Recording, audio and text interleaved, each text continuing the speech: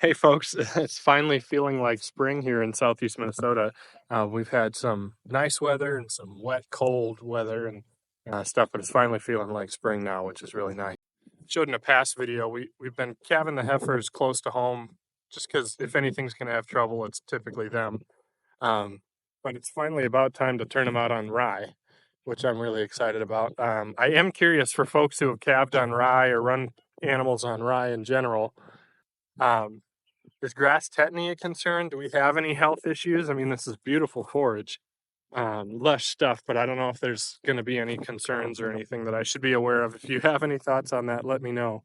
Um, but we're kind of rushing to get this fence built here so that we can get the heifers out here. The neighbor on the other side of the fence there wanted to rebuild this fence. It was a pretty old, rough fence, and so we've been trying to find good weather to do it, and finally are knocking it out. So we'll have a nice solid new perimeter fence there, but as soon as we can get it finished, we'll get these heifers out on rye.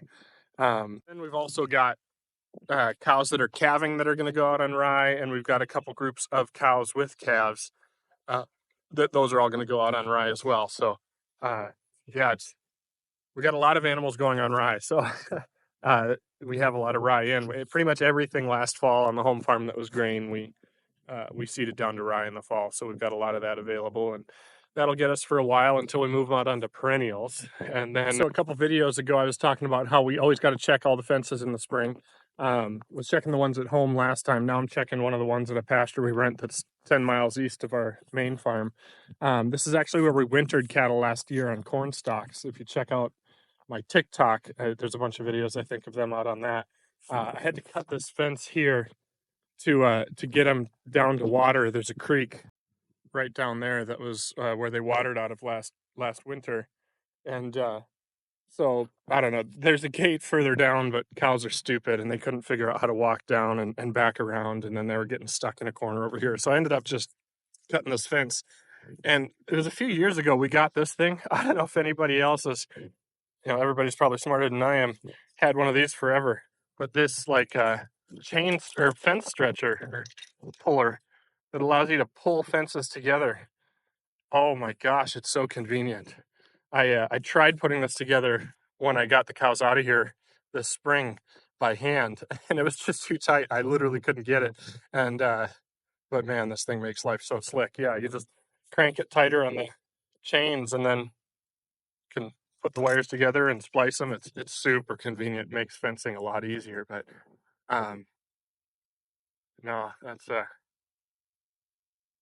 that's what we're out doing today. This farm is probably the toughest farm. Every spring, there's a ton of work to do on fences because this pasture in particular isn't that bad. There's three, the place we rent from this person has three separate pastures, and the other two have a lot of trees in them, and there's always trees down on fences and different issues, and it's a pain to get it all fenced. And actually, they got this farm tiled this year as well, so there's a couple more spots they cut in the fences that we got to put back together from where they were running tile down to the creek. So it'll be a bigger job this spring. Always takes a little while, but hopefully once we're done, don't have issues the rest of the year.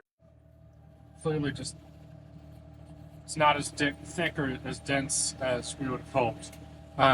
We were thinking about putting it in the corn, and yeah, maybe that was the right decision. Parts of it are thicker than others, and it's still very early. This will grow quite a bit more than what even quite a bit more than what the video even is showing. It'll do well, but we are interseeding in some Italian ryegrass to hopefully thicken it up for this year, and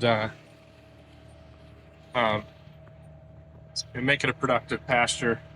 We got a lot of livestock this year, bringing in those extra cows, and also we still plan probably to bring in some dairy heifers for custom grazing. So we need quite a bit of forage. So that's our plan to hopefully make this a little more productive for the year. But I expect this to produce a decent amount. But it's disappointing when you seed a bunch down and it doesn't grow as much as you hope. So I was walking this fence line. Can't get back here with a four-wheeler, and somewhere back on the hill up there, the chain ran off my chainsaw, so I left it up there. It's closer to the four-wheeler, but unfortunately, I found one more tree, so I'm gonna have to make a trip back out here to get this off. But man, I do love this pasture. It's Feels like a state park back here.